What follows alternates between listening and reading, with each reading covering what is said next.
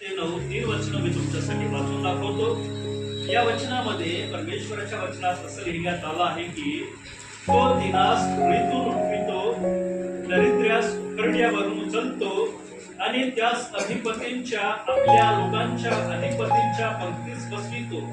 तो वान स्त्रीला गृहिणी करून मुलांची आनंदी माता करतो. परमेश्वराचं स्तवन करा. आणि आम्ही गेल्या सप्ताहामध्ये या 7व्या वचनातील एक शब्द घेतला होता, तो म्हणजे उठवितो, ज्याला इब्रानी भाषेमध्ये मकीमी म्हटलं होतं. जर इब्रानी भाषेमध्ये या वचनाला वाचलं तर असं म्हटलेलं आहे की मेकीमी मे अफार दाल, म्हणजे आम्ही बघतो की दाल म्हणजे असं म्हटलेलं आहे की त्या शब्दाचा अर्थ आहे गरीब. आणि आम्ही मकीमी या शब्दाला घेतला होता. तो शब्द आम्हाला दाखवतो की असं म्हटलेलं की आध्यात्मिक रीतीने या शब्दाला आम्ही बघितलं, तो म्हणजे की परमेश्वर पडलेल्यांना उभा करतो. जे पडले त्यांना उभा करतो.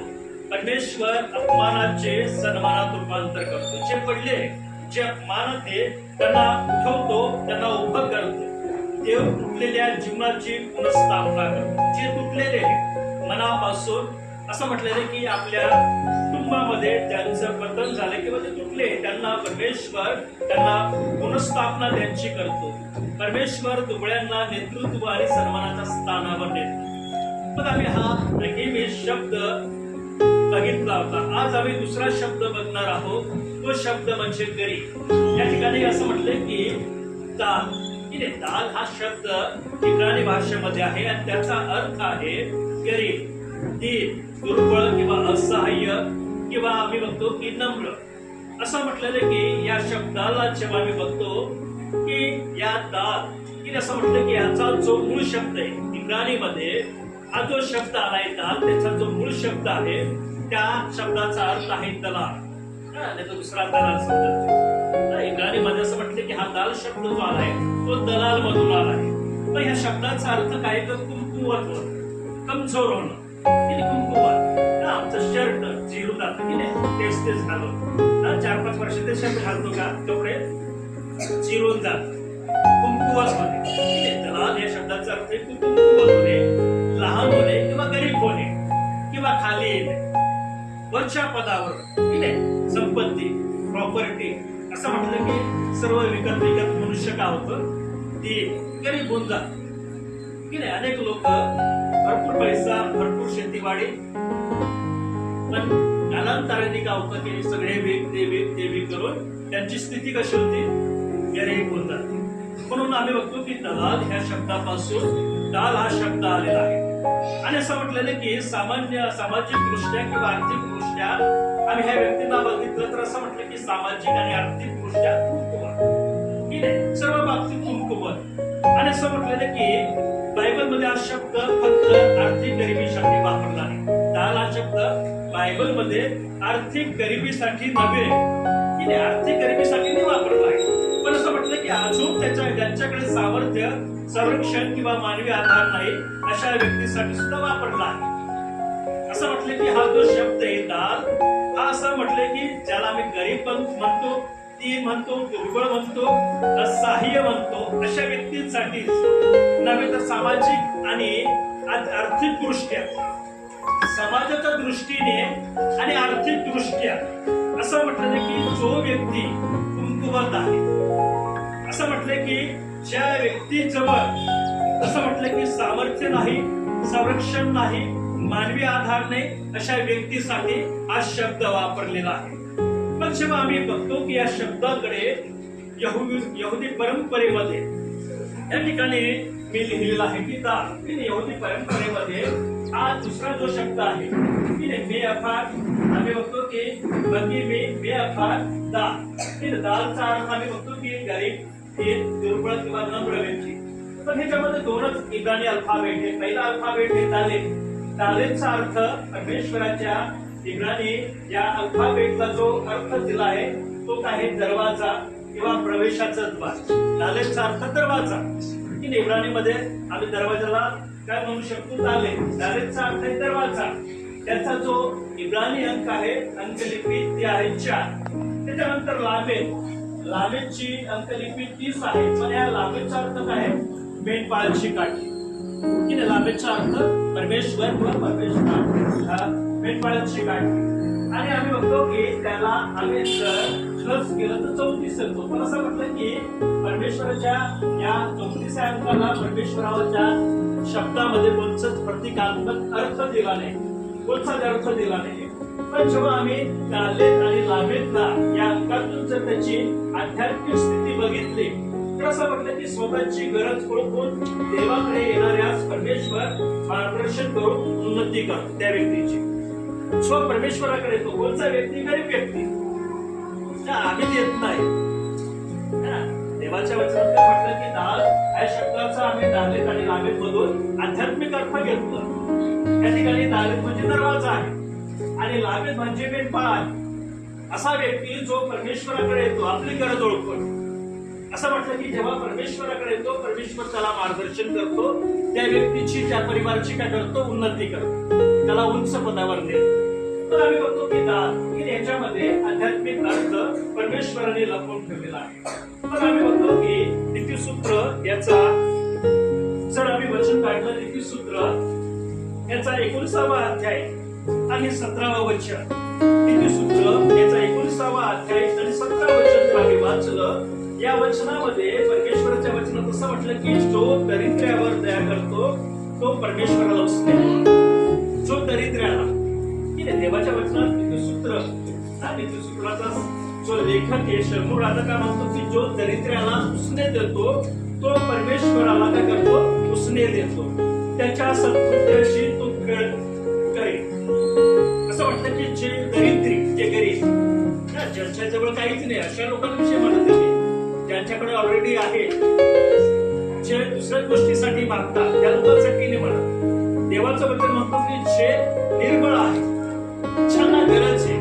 या ठिकाणी आम्ही ह्या अर्थामध्ये काही गोष्टी बघितल्या, ते म्हणजे की त्यांच्याकडे सामर्थ्य नाही, संरक्षण नाही, मानवी आधार नाही, की नाही, त्यांचे मुलं नाही, त्यांचे माता पिता नाही, जे आर्थिक रीतीने दुर्बळ आहे, त्यांच्याकडे पैसा नाही, संपत्ती नाही, अशा लोकांविषयी म्हटलेलं आहे. आणि अशा लोकांविषयी देवाच्या वचनात म्हटलं की अशा लोकांना जेव्हा आम्ही दया करतो, त्यांना देतो, त्यांची मदत करतो, तेव्हा आम्ही कोणाला देतो?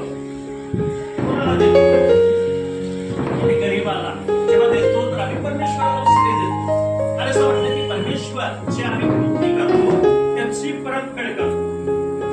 काही लोक राहतात, जळगावमध्ये एकदा नवीन आला तर बाईक प्रोग्राम असताना सर माझी पत्नी हॉस्पिटलमध्ये आहे, ठिकाणी मला पैसे पाहिजे, माझ्याकडे 200 रुपये त्याला मी देऊन दिले. पुन्हा 2-3 दिवसांनी तो मला जळगावमध्ये म्हटलं ह्याची बायका अजून बरीच झाली नाही का? म्हटलं त्याला नाही दिलं. म्हटलं आता माझ्याकडे दे पैसे. एक गरीब व्यक्ती होता, मला तो द्यायचा पेट्रोल पंपवरती, त्याला मी पैसे द्यायचा 10 रुपये 20 रुपये जेवणासाठी किंवा चहासाठी. तो यायचा, मला बघितलं की यायचा, पण बरेच दिवस झाला मला तो दिसतच नाही. पेट्रोल पंप असो किंवा तळगावमध्ये माझी गाडी बघितली की मला हात द्यायचा उपाय थांबायचं, मी त्याला द्यायचं. गरीब ज्याला गरज आहे त्याला द्यायला म्हटलेले नाही. ज्याला गरजच नाही, जो पैसे घेऊन वेगळंच काम करतो त्याच्यासाठी नाही म्हटलं. गरीब ज्याच्याकडे आधार नाही, कोणीच नाही, आई वडील नाही, त्याची मुलं नाही किंवा त्याच्या मुलांनी त्यांना टाकून दिले, अशा लोकांविषयी पवित्र शास्त्रात म्हटलेले की परमेश्वर जर आम्ही त्यांना मदत करतो तर परमेश्वर त्या कृत्याची तुमची आणि माझी फेड करतो. पुन्हा जेव्हा आम्ही वाचतो स्तोत्र संहिता 41 आणि पहिलं वचन, स्तोत्र संहिता 41 आणि पहिलं वचन, या वचनामध्ये काय म्हटलं की जो दिनांची चिंता वाहतो तो धन्य, संकट सगळे परमेश्वर त्याला मुक्त करा. आम्ही गरीब तुकडे यांची काय करतो? चिंता करतो, त्यांची गरज पूर्ण करण्याचा प्रयत्न करतो. परमेश्वर आम्हाला संकटातून मुक्त करतो. आम्ही कधी कधी विचार नाही करत. रस्त्यावर फिरा, अनेक ठिकाणीच्या शहरामध्ये अशी लोक आम्हाला बघायला भेटतात, आम्ही चिंता नाही करत. जाऊ दे, अशी प्रार्थना केली पाहिजे. असं म्हटलं की अशा लोकांसाठी तुम्ही आणि मी प्रार्थना केली पाहिजे. त्यांची गरज पूर्ण व्हावी, त्यांना पुरेसं भोजन मिळावं, त्यांना वस्त्र मिळावा, त्यांना कुठेतरी झोपण्याची जागा परमेश्वराने द्यावी. आमचं काम आहे, आम्हाला दिसतं. आणि देवाच्या वचनात जेव्हा आम्ही वाचतो यशाया याचा 11वा अध्याय आणि 4थं वचन, यशाया 11वा अध्याय 4थं वचनात असं म्हटलं की तर तो दुबळ्यांचा न्याय यथार्थतेने करील. दुबळ्यांचा नाही, आम्ही बायबलमध्ये वाचतो प्रभू येशू ख्रिस्ताने एक जिवंत उदाहरण दिलंय. जिवंत उदाहरण काय आहे? गुणांनी भरलेला लालसर आणि श्रीमंत. श्रीमंतकडे भरपूर होता, पैसा होता, सर्व काय होतं. असं म्हटलं की त्याच्या मेजावरून पडलेलं तो खायचा. घराची गोष्ट नाही, जे उरलं ते फेकलं जायचं, घरामध्ये. ठीक आहे, आम्ही वाचताना आम्ही विचार करतो त्याच्या टेबला खाली बसलेला असं कोण बसतील का अशा व्यक्तीला? पूर्ण अंगावर फोडे आहे, त्याच्या त्या फोडांमधून स्राव निघते, मूळ निघते, त्या व्यक्तीला आम्ही घरात बोलवतो का? नाही बोलवतो. असं म्हटलं की जे फेकलं जायचं त्याच्यावर तो आपलं पोट करायचं. पण जेव्हा आम्ही बघतो की दोघं मेलं, एक कुठे सुखलोकात आहे आणि एक कुठे अधोलोकामध्ये, यातना भोगत आहे. पण परमेश्वराच्या वचनामध्ये असं म्हटलेलं की तर तो दुबळ्यांचा न्याय यथार्थतेने करेल. अशा लोकांची काळजी परमेश्वर घेतो, कारण ते परमेश्वराला प्रार्थना करत असतात.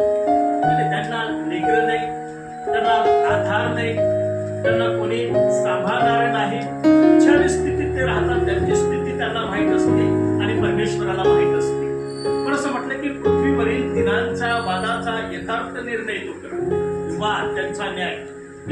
लोक त्यांना हाकलतात, लोक त्यांना उचलून देतात. असं म्हटलं की त्यांच्या वादाचा निर्णय परमेश्वर करत. जसं आम्ही बघतो की लालसर आणि श्रीमंत व्यक्ती तो आपल्या मुखरूप पेत्राने पृथ्वीस ताडण करेल. मुखरूप पेत्राने, परमेश्वराच्या मुखावरील प्रकाशाने. आम्ही बघतो की मोशेचं रूप कोणी बघू शकत नव्हतं. मुखाकडे कोणीच बघत नव्हते, खाली बघायची. मोशेच्या मुखाकडे बघून कोणीच गोष्टी केल्या नाही. आपल्या मुखाच्या हुंकराने दुर्जनांचा संहार करेल. मुखाचा हुंकार, देवाचं वचन, प्रभू येशू ख्रिस्त असं म्हटलं की दुर्जन त्यांचा तो संहार करेल.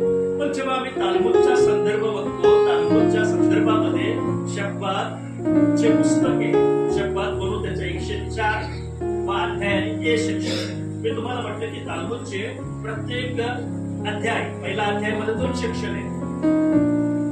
पहिला अध्याय ए भाग, पहिला अध्याय बी भाग. जसं आमचे एकच अध्याय आहे, त्याचे 2 अध्याय, एका अध्यायाची 2 अध्याय, एक ए आणि बी.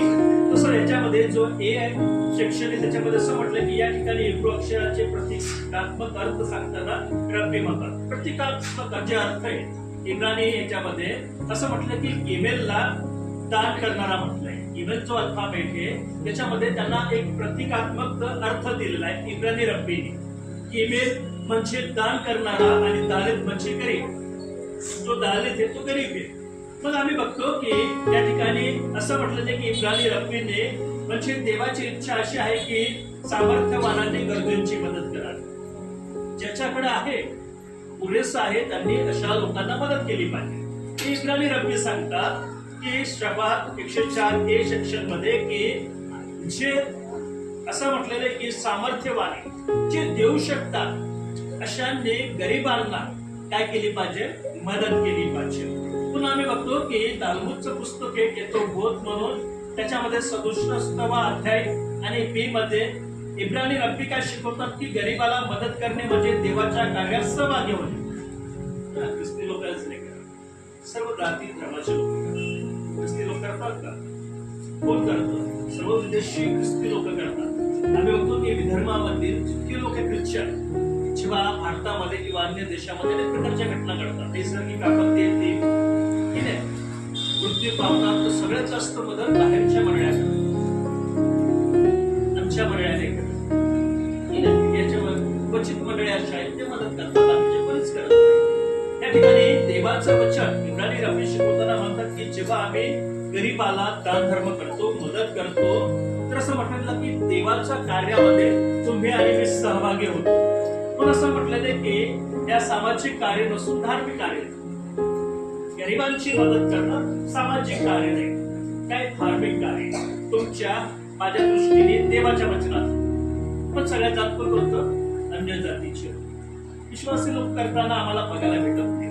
आणि आम्ही बघतो की सर्वात मोठी जी रब्बी राशी इब्रानी ह्याच्यात सगळ्यात मोठी राशी, देवाचे वचनांचा अभ्यास करणारा, असं म्हटलं की फेमस व्यक्ती इब्रानी यहुदी रब्बी जे राशी आहे.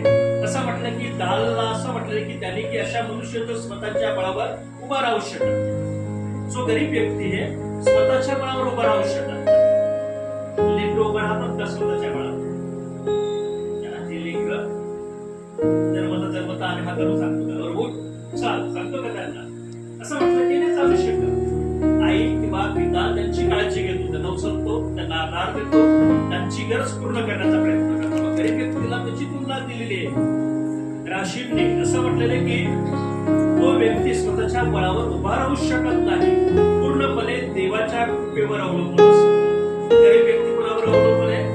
परमेश्वराची कृपा. आणि परमेश्वराची इच्छा आहे की विश्वासी या नात्याने तुम्ही आणि मी काय करावी? अशा व्यक्तींना मदत करावी. आणि ह्या ठिकाणी जेव्हा आम्ही बघतो की आध्यात्मिक शिकवणी पवित्र शास्त्राची गरिबाविषयी काय म्हटलेले की देव गरीब आणि दुर्बळांचा पक्ष घेतो. परमेश्वर गरीब आणि जे दुर्बळ आहे त्यांचा पक्ष घेतो. नम्रता देवाच्या कृपेचे दार उघडते. जेव्हा एक गरीब नम्र होतो, परमेश्वर त्यांच्यासाठी कृपेचे दरवाजा उघडतो. असं म्हटलं की देव दिनांना उचलून सन्मान देतो. जे दीन आहे, जे गरीब आहे त्यांना उचलतो, त्यांना सन्मान देतो. आणि असं म्हटलं की विश्वासणाऱ्यांनी गरीबाबद्दल दया, न्याय व उदारता दाखवावी. आम्ही दाखवत नाही. माझ्या हातला खूप शोध गरीबाला जेवण बी देईल, पाणी बी देईल, पैसे देईल, बोलवते घरामध्ये आणले. आम्ही कधी कधी दिसतो, नंतर आपण विचार करतो नाही देवाची इच्छा असताना आला जाऊ द्या. कधी कधी परमेश्वर बी येऊ शकतो. देवाच्या वचनात म्हटलंय की देवदूत आणि परमेश्वर सुद्धा अशा रूपात येत असतात. म्हणून आम्ही काय केलं पाहिजे की गरीबाबद्दल आमच्या मनामध्ये दया असावी, न्याय असावी, उदारता असावी आमच्या मनामध्ये गरीबाविषयी. म्हणून जेव्हा आम्ही दाल या शब्दाला जेव्हा निष्कर्ष बघतो तर असं म्हटलेलं आहे की परमेश्वर गरीब व दुर्बळांना विसरत नाही. परमेश्वर कधी विसरत नाही. जे दुर्बळ आहे, जे गरीब आहे, तो त्यांना धुळीतून उचलतो, सन्मान देतो आणि त्यांच्या जीवनाची पुनर्स्थापना करतो. अशा लोकांची काळजी तो घेत असतो, त्या लोकांना तो सांभाळत असतो. पण जेव्हा आम्ही पुन्हा स्तोत्र 113 आणि 7व्या वचनातील पुढचा शब्द बघतो की तो दिनास धुळीतून उठवितो आणि गरीब व्यक्तीविषयी बघितला. पुढचा शब्द असं म्हटलं की दरिद्र्यास फरड्यावरून उचलतो. जे दरिद्री त्यांना फरड्यावरून उचलतो. मग या ठिकाणी तिसरा जो शब्द आम्ही बघतो तो म्हणजे दरिद्री. पहिला शब्द 7व्या वचनामध्ये स्तोत्र 113 7व्या मध्ये पहिला शब्द होतो उठवितो, दुसरा शब्द होता गरीब आणि तिसरा शब्द आहे दरिद्री. दरिद्रीला इवियोन म्हटलेले इब्रानीमध्ये इवियोन. असं म्हटलेलं की इवियोनचा शब्द जर आम्ही बघितलं की अत्यंत गरीब पेक्षा अत्यंत गरीब. गरीबाकडे कधी कधी राहत नाही. तर असं म्हटलं की हा चोख असं म्हटलं की दरिद्री या शब्दाला इब्रानीमध्ये म्हटलं की इवियोन अत्यंत गरीब, गरजू, तेज, असहाय्य व तिची तीव्र गरज असणारा, त्यांच्याकडे काहीच नाही अशा व्यक्ती विषय म्हटले की दरिद्र्यास फरड्यावरून उचलतो. आणि इवियोन हा जो शब्द आहे त्याचा मूळ शब्द जो आहे अवाह, त्याचा मूळ शब्द कुठून आला आहे? इवियोन हा अवाहमध्ये. असं म्हटलेलं की अवाह या शब्दाला असं म्हटलं की अत्यंत गरजू, असहाय्य व पूर्णपणे देवाच्या किंवा इतरांच्या मध्यवर्तीवर अवलंबून असा व्यक्ती जो स्वतःवर अवलंबून नाही, दुसऱ्यांवर, देवावर आणि दुसऱ्या व्यक्तींवर अवलंबून आहे की ते आम्हाला मदत करा. आम्ही रेल्वे स्टेशनवर जा, आपण बस स्टँडला जा, अनेक ठिकाणी हे लोक आम्हाला बघायला भेटतात की नाही. रेल्वे स्टेशन कडे झोपतात की नाही, आम्ही बघतो की बस स्टँडवर झोपत असतात, त्यांना कोणी मदत करणारे राहत नाही. अशा लोकांविषयी हा शब्द आलेला आहे. आणि जेव्हा आम्ही आध्यात्मिक अर्थ बघतो या शब्दाचा, त्या ठिकाणी इवियोनचा अर्थ लिहिलाय की आलेख. आलेखचा अंक आहे 1 आणि आलेख आम्हाला कोणाविषयी दाखवतो की एकमेव परमेश्वर की नाही. आम्ही बघतो की अखात म्हटलेले की अखात एलोहिम म्हणजे एकच परमेश्वर. आमच्या बायबलमध्ये काय म्हटलं की अनन्य परमेश्वर. अनन्य आणि एखाद मध्ये बरंच मोठा अंतर आहे की अनन्य, त्याच्यामध्ये अनेक देवी देवता येतात, पण इब्राणीमध्ये अखाद म्हटलंय. एखाद आले म्हणजे एकमेव परमेश्वर. असं म्हटलंय की एकमेव परमेश्वर जो सुरुवात आहे. आलेचा अर्थ सुरुवात, पण त्याच्यामध्ये दुसरा अल्फाबेट आहे पे, त्याचा अंकलिपी आहे 2, त्याचा पिक्टोग्राफ मध्ये जो अर्थ आहे घर, करार, देवाशी नाते. पुन्हा आम्ही बघतो की योद शब्द आला आहे, त्याचा अंकलिपी आहे 10, आणि योद आम्हाला काय दाखवतो? हात. कोणाचा हात दाखवतो? परमेश्वराचा हात. त्याच्यानंतर परमेश्वराचं सामर्थ्य, परमेश्वराची कृती. वाव शब्द जो आहे तो जोडणे, संबंध ठेवणे. आणि नून आहे फायनल रूप, तो दाखवतो जीवन, ही पुनर्स्थापना आणि स्वातंत्र्य किंवा आशा. याचा 69वा जो अंक आहे त्याला सुद्धा बायबलमध्ये असं म्हटलं की प्रतिकात्मक जी शक्ती आहे त्याला अर्थ दिला नाही. पण इब्राणीमध्ये आम्ही बघितलं की आलेत कोण आहे? परमेश्वर. आणि असं म्हटलं की परमेश्वर गरजवंताला आपल्या करारामध्ये सामावून घेतो. हे करार आहे की आले परमेश्वर. परमेश्वर काय करतो की अशा दरिद्री व्यक्तीला आपल्या करारामध्ये सामावून घेतो आणि त्याच्याशी नाते जोडतो. योद हा परमेश्वर काय करतो? संबंध जोडतो आणि त्याच्या जीवनात पुनर्स्थापना व नवीन आशा आणि नोंद की नाही. या संपूर्ण जर आम्ही आले पेन वाव योद वाव आणि नूनला जर जोडलं, याचा प्रतिकात्मक अर्थ, आध्यात्मिक अर्थ काय होतो की परमेश्वर गरजवंताला आपल्या करारामध्ये सम्मिलित करतो, आपल्या सामर्थ्यशाली हाताने त्याला उचलतो, त्याच्याशी नाते जोडतो आणि त्याच्या जीवनात पुनर्स्थापना व नवीन आशा आणतो. पण आम्ही बघतो की हे अर्थ अक्षरांच्या प्रतिकात्मक व्याख्यावर आधारित जे अल्फाबेट हे दोन्ही याच्यामध्ये दान, आणि आम्ही बघितलं तो म्हणजे या ठिकाणी एविओन, याच्यामध्ये दोन्ही शब्दातील अंकांवर व्याख्या केलेली आहे. पण जेव्हा आम्ही अनुवादाचं पुस्तक घेतो त्याचा 15वा अध्याय आणि 11वं वचन जर वाचतो, या वचनामध्ये परमेश्वर काय म्हणतो की अनुवाद याचा 15वा अध्याय 11वं वचन, देशातले कंगाल लोक कधी नाहीसे होणार नाही. कोण म्हणतो? मी म्हणतो का? हे देवाच्या वचनात म्हटलंय. आणि परमेश्वर अनुवादामध्ये परमेश्वराने मोशेला सांगितलं, काय म्हटलं की देशातले कंगाल लोक कधीच नाहीसे होणार नाही होणार. हे देवाच्या वचनात आहे. परमेश्वराच्या वचनात देव ठेवलंय. मनुष्याची निर्मिती होण्याच्या अगोदर पासून देवाला माहिती आहे जी सृष्टी त्यांनी निर्माण केली त्या निर्मितीवर कंगाल लोक काय होणार नाही, नाहीसे होणार नाही. किती प्रयत्न केला, संपूर्ण जगातील सरकारने प्रयत्न केला तरी कंगाल लोक काय होणार नाही, नाहीसे होणार. ते तसेच राहील. म्हणून पुढे काय म्हणतो की देवाच्या वचनात म्हणून परमेश्वर मोशेला का म्हणतो, म्हणून मी तुला आज्ञा करीत आहे की, मोशेला सांगते की देशातील कंगाल लोक नाहीसे होणार नाही. म्हणून मी तुला आज्ञा करीत आहे की तुझ्या देशातले तुझे गरजू आणि कंगाल बांधव या सगळ्या हाताने दे. ते लिहिण्यात आलंय, इस्रायल लोकांना सांगण्यात आलंय, जो देश मी तुम्हाला वतन देईन त्या वतनात असे लोक राहील. काय करताना तुम्ही सगळ्या हाताने मदत करा. बघा परमेश्वराची योजना काय. इस्रायल लोकांना परमेश्वराने मोशेच्या द्वारे जे नियमशास्त्र, जे विधी, जी आज्ञा दिली. म्हणून परमेश्वर सांगतो देशातले कंगाल कधीच राहीसे होणार नाही. तर काय कर, त्यांच्या मदतीसाठी योजना कर. इस्रायल लोक करतात, काही देशातले लोक करतात, पण अशा भारतामध्ये केली जाते त्यांची व्यवस्था. असं म्हटलेलं आहे की देशातले तुझे गरजू आणि कंगाल बांधव या सगळ्या हाताने द्या, मदत करायला लावलेली आहे.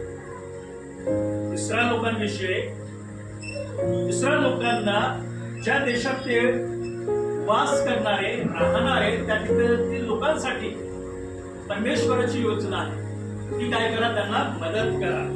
पण आम्ही बघतो की स्तोत्र 72, 12 आणि 13 वचनामध्ये त्या ठिकाणी दावीद राजा लिहितो. देवाच्या वचनात असं लिहिण्यात आले की स्तोत्र संहिता याचा 72वा अध्याय 12 आणि 13 वचनामध्ये परमेश्वराचं वचन तुम्हाला आणि मला काय सांगतं की कारण धावा करणारा दरिद्री, दीन व अनाथ त्याला तो सोडवी. जो व्यक्ती, अशा व्यक्तीविषयी म्हटले की जो दरिद्री आहे, जो गरीब आहे, जे अनाथ आहे, असं म्हटलं की त्याला जेव्हा तो धावा करेल तेव्हा परमेश्वर त्या व्यक्तीची सुटका करेल. आणि पुढील वचनात म्हटलं की दुबळा व दरिद्री याचवर तो दया करील, दरिद्रांचे जीव तो तारी, दरिद्रांचे जीव तो तारेल, त्याची सर्व गरज पूर्ण करेल. आणि मोशेला लिहिलेल्या अनुवादाच्या पुस्तकात परमेश्वर काय म्हणतो की कधीच नाहीसे होणार, दरिद्री नाही, गरीब नाही, दुर्बळ नाही, पण काय कर त्यांच्या मदतीसाठी तुम्ही सगळं हाताने त्यांना मदत कर. आणि परमेश्वर सांगतो की जसे जेव्हा हे लोक भूमीतून मजकडे हात मारत, मी त्यांची गरज पूर्ण करेन, मी त्यांना मदत करेन. तो कोणत्या लोकांच्या माध्यमातून करेल माहित नाही, ख्रिस्ती व्यक्ती नाही, कोणत्याही जातीचा, कोणत्याही धर्माचा, कोणत्याही समाजाचा व्यक्ती अशा लोकांना मदत करेल. त्या लोकांना काहीच माहित नाही, फक्त माहिती की परमेश्वर कोण, परमेश्वर माहित नाही, पण ते जेव्हा धावा करतात तेव्हा परमेश्वर त्यांची गरज पूर्ण करतो. म्हणून पुन्हा नीतिसूत्र 14वा अध्याय 31वे वचन आम्ही जेव्हा वाचतो त्या ठिकाणी देवाच्या वचनात काय म्हटलं की नीतिसूत्र 14:31 मध्ये जो गरीबाला छळतो तो आपल्या उत्पन्न करण्याचा अवमान किंवा अपमान करतो. गरीबाला कधी छळायचं नाही. आम्ही कोणाचा अपमान करतो? कोणाचा करतो? परमेश्वराचा. जो गरीबाची चेष्टा करतो, गरीबाला छळतो, त्याची चेष्टा करतो, कोणाचा अपमान करतो? निर्माण करते ज्याने तुम्हाला निर्माण केलं, ज्याने तुम्हाला जीवन दिलं, ज्याने तुम्हाला तुमच्या परिवाराला चांगल्या स्थितीत ठेवला, त्या परमेश्वराचा तुम्ही काय करतात? अपमान करतात. म्हणून असं म्हटलं की पण जो गरजवंतावर दया करतो तो त्यांना सन्मान करतो. जेव्हा आम्ही अशा लोकांचा सन्मान करतो, त्यांची काळजी घेतो, तर परमेश्वर सुद्धा आमचा काय करतो? सन्मान करतो.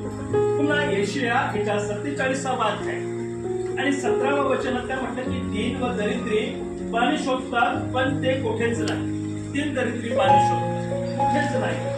त्यांची जीभ तहानेने कोरडी पडली आहे. त्यांची विनंती मी परमेश्वर ऐकन, मी इस्रायलचा देव त्यांचा त्याग करणार नाही. परमेश्वर सांगतो इस्रायलचा देव जे दीन आहे, दरिद्र आहे, जे पाणी शोधतात, त्यांना भोजनाची गरज आहे, त्यांना पाण्याची गरज आहे, त्यांना आम्ही बघतो की वस्त्राची गरज आहे, त्यांना निवाराची गरज आहे. मग परमेश्वर सांगतो मी त्यांचा त्याग करणार. मुलं त्याग करून टाकतात आई वडिलांचा. कोरोनाच्या काळामध्ये अनेक ठिकाणी आई वडिलांना सोडून गेले ते. असं म्हटलं की बस स्टँडवर, रेल्वे स्टेशनवर अनेक ठिकाणी सोडून दिलं. प्रॉपर्टीवर सह्या करून घेतल्या मुलांनी, मुलींनी, आणि काय केलं? आई वडिलांना पुढे सोडलं बस स्टँडवर. कोरोनाच्या काळात त्या अनेक घटना घडल्या. अनेक सामाजिक संस्था त्याला घेऊन गेल्या, त्यांचं पोषण नाही करत. बघा परमेश्वर काळजी घेतो. जे दीन आहे, जे अनाथ आहे, परमेश्वर ऐकतो. आई वडिलांनी मोठं केलं लेकरांना, आई वडिलांनी सर्व लेकरांची इच्छा पूर्ण केली, चांगल्या ठिकाणी आले, आणि अशा वेळेस काय केलं? जेव्हा त्यांना बघायची इच्छा होती आई वडिलांना, त्यांची साफा करायची इच्छा होती, तेव्हा लेकरांनी काय केलं? आई वडिलांना सोडून टाकलं. सांगतो की आईचा आणि बापाचा काय कर? सन्मान कर. आज्ञा आहे आईचा आणि आपल्या बापाचा काय कर? सन्मान कर, त्याची काळजी घे, त्याच्या आज्ञेत राहा, ऐका. आई वडील बोलतात, तरुण तरुणींनो, लेकरांनो ऐकलंच पाहिजे. तुमच्या वाईटासाठी नाही. जेव्हा तुम्हाला लेकरं होईल, डोक्याजवळ येईल, तेव्हा तुम्हाला आई वडिलांची आठवण. म्हणून आपल्या आई बापांना सांभाळणं तुमचं कर्तव्य. दुसऱ्याने सांभाळा. तुम्ही त्यांचे लेकर आहे, तुम्हाला त्यांनी सांभाळलं, तुमची गरज त्यांनी पूर्ण केली. सर्व सुखात दुःखात आई वडील तुमच्या सोबत राहिलं तर तुमची काळजी, त्यांना बघणं, त्यांचा सांभाळ करणं. आई वडिलांना सांभाळणं लेकराचं कर्तव्य आहे. पुण्या ठिकाणी यशाया सांगतो की आम्ही आमच्या अशा लोकांची काळजी घेतली पाहिजे. म्हणून आम्ही जर तालमीमध्ये या गोष्टीला बघितलं तर असं म्हटलं की बाबा बत्रा म्हणून जो पुस्तक आहे त्याचा 9वा अध्याय पहिलं सेक्शन मध्ये असं म्हटलं की यहुदी राबी शिकवतात की गरिबांना मदत करणं म्हणजे देवाचा न्याय आणि ते दयेच्या कार्यात सहभागी होणे.